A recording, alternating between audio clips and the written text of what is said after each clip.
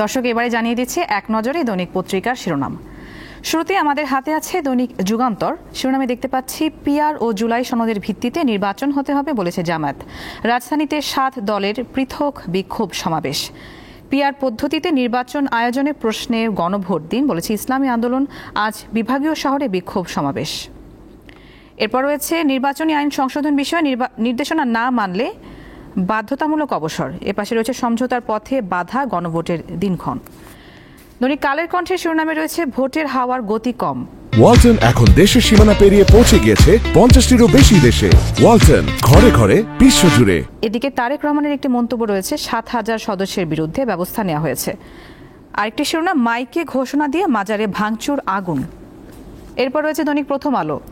নির্বাচনী দায়িত্বে অস্বীকৃতি ও অবহেলার সাজা বাড়ছে। যে দল ক্ষমতায় থাকে তাদের দ্বারা নির্দেশিত হয়ে দায়িত্ব পালন করেন নির্বাচনী কর্মকর্তারা। নতুন সংশোধনীর ফলে সেই সাহসটি আর তারা পাবেন না বলেছেন আব্দুল আলিম, নির্বাচন ব্যবস্থা সংস্কার কমিশনের সদস্য।